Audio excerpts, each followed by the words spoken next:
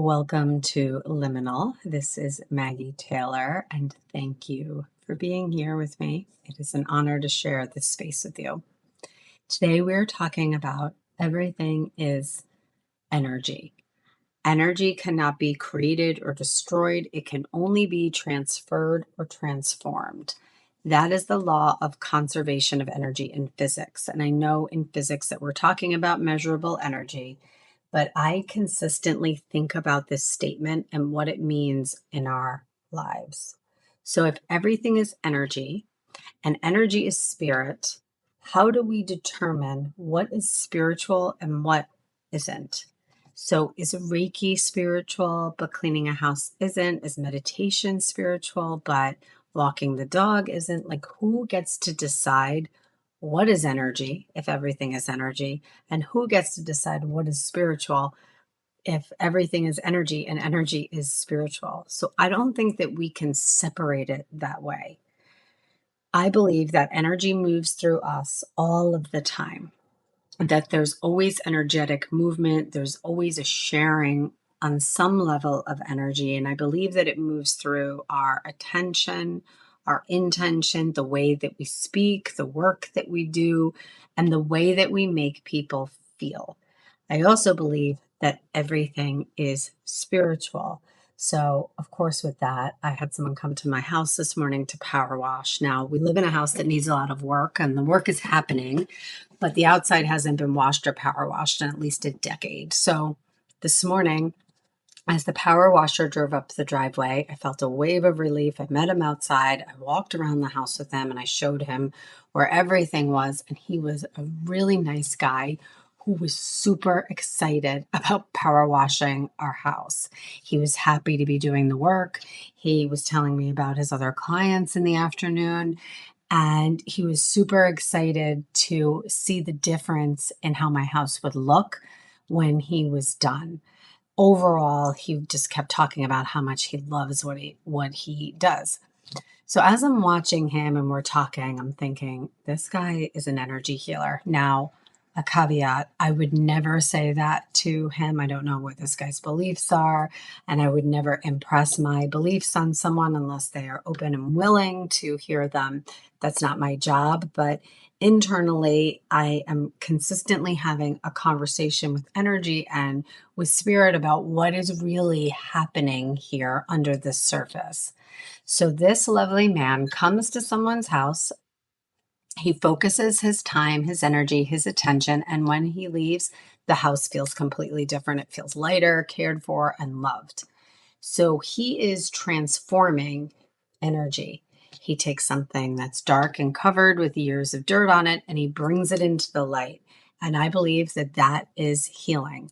We tend to think about healers who are quote unquote special, or they practice Reiki, or they teach meditation or yoga, or work as nurses or doctors. And yes, some of these professions are very healing, but I believe if we are all energy, then healing belongs to all of us. It is not determined by your age, your profession, or really by anything that you do or label yourself as. Everything can be healing when we bring our care and our intention into it. So with intention, consistently thinking about what is the energy that I am bringing into this? What is happening within me under the surface? Why am I doing what I am doing? So whether you are making coffee or cleaning your house or teaching a class or caring for someone or walking the dog, you have an opportunity to anchor positive intention into everything that you're doing. So, yesterday, another personal story, I had an acupuncture session and it was freaking fantastic, but it hurt. And I do a lot of Reiki. I work with energy all the time. I believe that our experiences move through all levels and layers of our body through the nervous system, through the blood, the cells, the tissues, the organs, and the body carries what we have lived through experiences our conscious mind may not even be aware of. So during this acupuncture session, I could feel this magical woman working with energy that had been underneath the surface for me. And it felt like the unconscious was being brought up into conscious awareness. And I realized today that she and the power washer were doing something similar. One was consciously working with energy that had accumulated within my body, and the other was working with energy that had accumulated around the house. They were both focusing their attention on something. They both helped energy shift and move. They both helped with transformation. And that to me is really what healing is. It's transformation, something becoming visible that had been underneath the surface, something shifting form. And when we talk about healers, I believe that we have those that can help us and guide us. But when it comes to healing our internal state and our bodies, all healing is self healing. And maybe I'll do another episode on that. But coming back to transformation, when we're shifting energy, something heavy can move, something dark can shift and be brought into the light. Intention directs energy. So before anything becomes visible, there is intention underneath it. And I believe that that is occurring all of the time, not just when we quote unquote set our intentions. I also believe that we can feel other people's intentions. So we feel when someone cares, when they're present, when their energy matches what they're saying. We can see it in their actions and the care that they take and what they leave behind. I could feel that this power washer loved what he did, and then I could see it in the work. The house looked great when he was done. I have had meals prepared by people who love food, and that meal is 99% of the time. And that meal, when it's completed, is incredible. So, listening to what you feel and paying attention to what you see, using intuition and discernment can work together to help you direct yourself in a more positive way. So everything is energy and intention. What's happening under the surface directs energy. Before anything becomes visible, there is intention underneath it. I also think that we can feel other people's intention. When we pay attention, we can feel when someone cares, when they're present, or when their energy matches what they are saying. We see it in their actions and the care that they take, and by what is left behind. So if you ever had a meal made by somebody who absolutely loves food and loves what they're doing, that meal is usually amazing because there was so much intention put into it. And today I could feel that the power washer loved what he did, and I could see it in his work. My house looked fantastic. So listen to what you feel and pay attention to what you see as intuition and your discernment work together. So I keep coming back to myself when I share these teachings. So I'll ask myself, what is my intention and what energy am I bringing to this? And I think about that a lot when I speak with other yoga teachers or people who are just beginning to teach. And this can be applied to any service. But when you walk into a room to teach, there can be a lot of fear on being the leader and being, in a public speaking position. But really thinking about why you are there is so important, because if you enter the room and the energy under the surface is that you need approval or you need these people to to like you. Energetically, you're asking something of them to meet your needs. And they, even if they don't consciously know it, they will feel it. But if you come back to service, the energy shifts. It always does. So reminding yourself, if you're walking into a room, why am I here?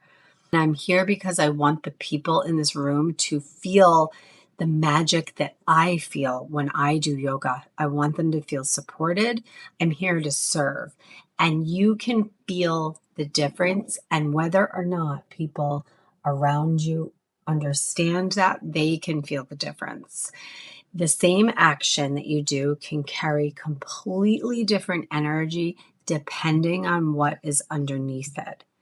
It matters so much to understand why we are doing what we are doing.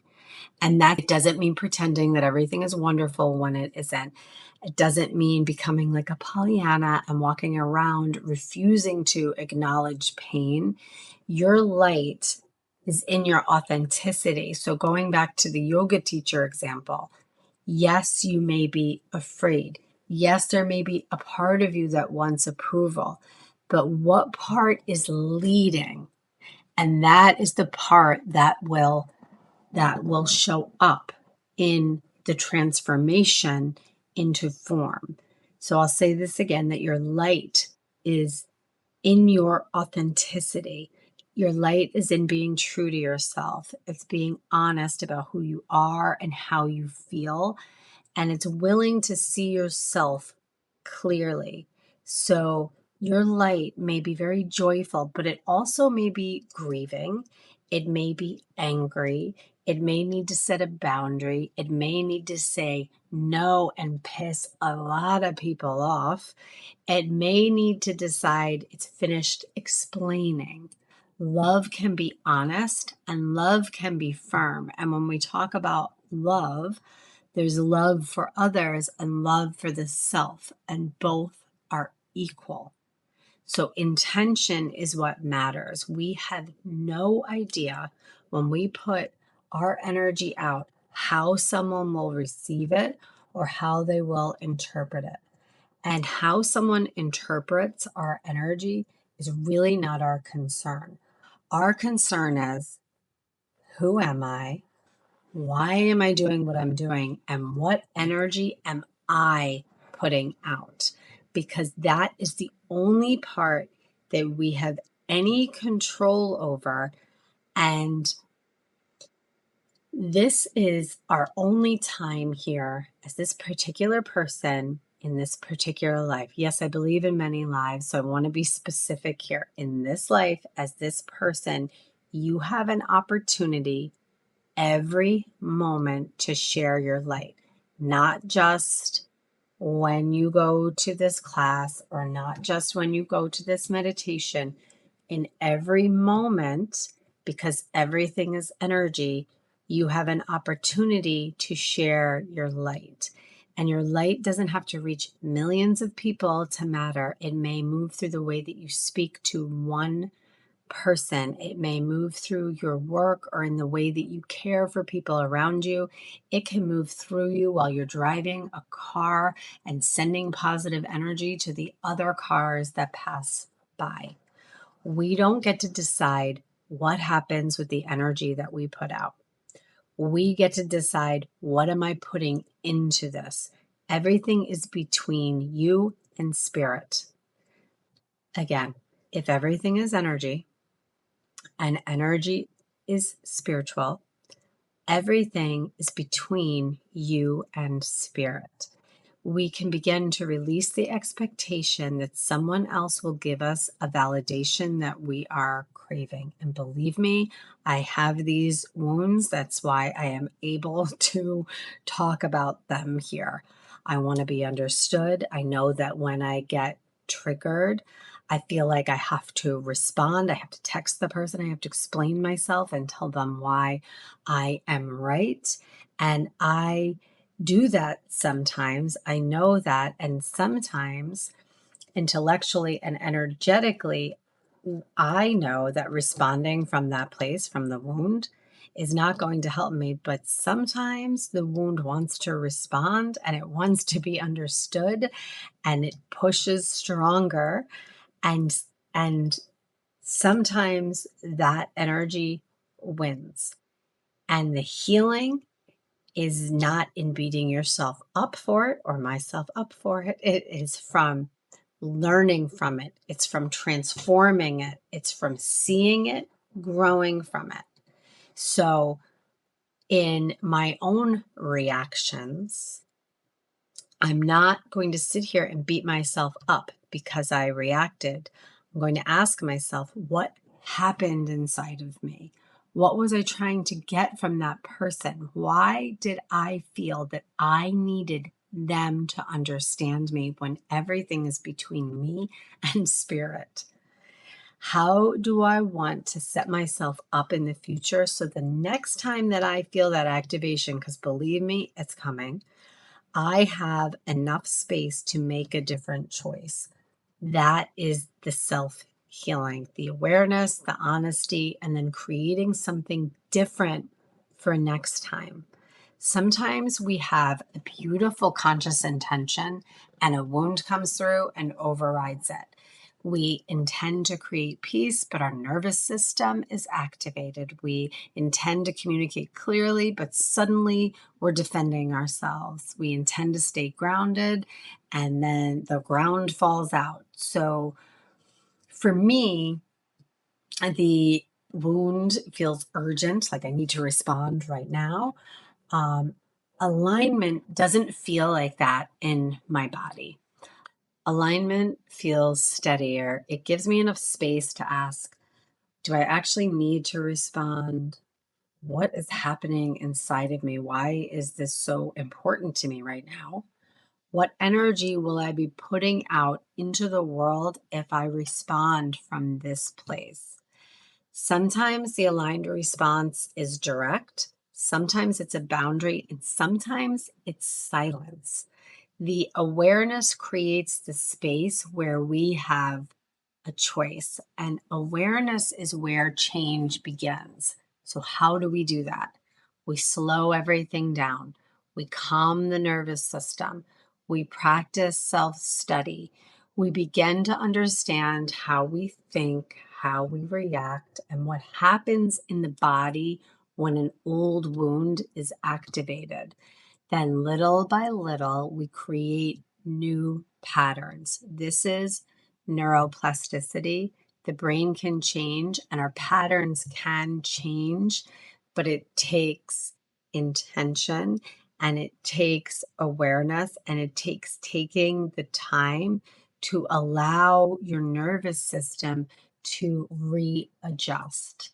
Every time we become aware of what is happening and we create even the tiniest bit of space around it, we open another possibility. And sometimes the wound is still going to win.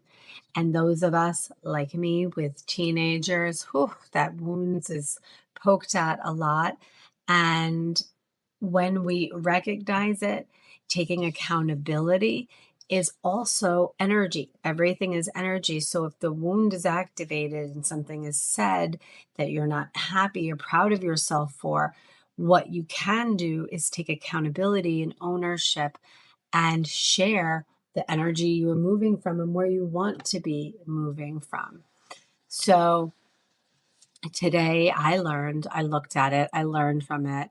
I called friends for support to help me mirror and help me to see where I was putting my energy. And I contemplated, how can I care for my nervous system before the next moment comes?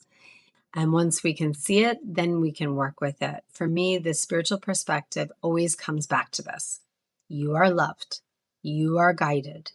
Everything, whether your conscious mind can understand it or not, is happening for you and not to you, because you are an eternal spiritual being having a temporary human experience.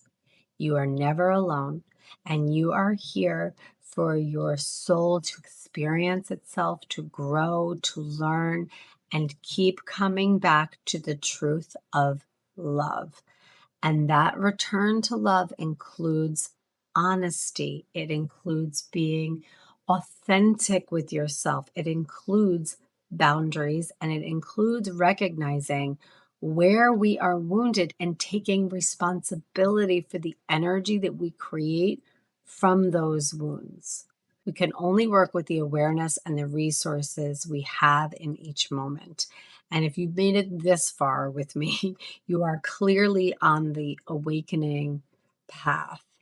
And as we awaken, we gain more and more wisdom and knowledge. But remember, we can only work from the awareness that we have in the moment. So as we awaken and we gain more wisdom, there is zero benefit in going backwards and looking at ourselves 1 year, 2 years, 10 years, 20 years ago, and giving that version of you a hard time because she wasn't where you are now. So I come back to the question I started with. If everything is energy and energy is spirit, what part of our lives could possibly be separate from spirit? The way that you speak to someone is spiritual. The way you care for your home is spiritual. The way you do your work is spiritual. The way you respond when a wound is activated is spiritual. The way you return, learn, forgive yourself, and choose again is spiritual. Energy continues, and we never know where it goes, who it reaches, or when something that we do plants a seed. And we don't need to know. That shouldn't be the reason that we do it. Our intention is to show up with an open, aligned heart and bring our love into what we are doing. Here, I would love to offer you a healing practice. You can close your eyes if that feels comfortable. Begin to notice your breath. Feel the support underneath your body and let your shoulders soften. Allow the back of the jaw to release. Taking a deep breath in and out, I connect to unconditional love. And I ask that this experience is in the highest and best, and so it is. Bringing your awareness to any place in your body where you currently feel tension, pressure, heaviness, or emotion. Not trying to figure out why it is there, just becoming aware of it. Imagine a beautiful stream of Reiki energy, unconditional love and light moving through the crown of your head.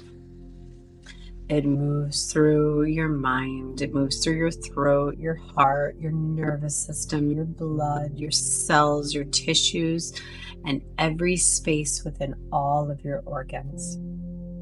It moves all the way down through the soles of the feet. Allow now the energy to have its own intelligence and to move wherever it is most needed. Bring to mind a recent moment when you reacted from a wound. You don't need to replay the entire story. Just notice what happened at that moment within you. How did you feel? What did you need? What were you hoping the other person would give you? Let yourself see it without judgment. And here we're going to invoke the Ho'oponopono, the Hawaiian prayer of forgiveness. I am sorry. Please forgive me. Thank you. I love you. Again, I'm sorry. Please forgive me. Thank you. I love you. Offer these words to the part of you that felt afraid. I'm sorry. Please forgive me. Thank you. I love you. Offer them to the part of you that felt angry. I am sorry. Please forgive me. Thank you. I love you. offer them to the part of you that reacted before you had enough space to choose. You may silently or say out loud with me, "Please forgive me. Thank you. I love you." Let the Reiki continue moving through you. And remember that you are allowed to learn, that you are allowed to grow. You are allowed to choose again. Taking a slow breath in, filling your whole body with unconditional love and light. And as you're holding, "I am sorry, please forgive me, thank you, I love you," and slowly breathe out, releasing any stuck, stagnant energy.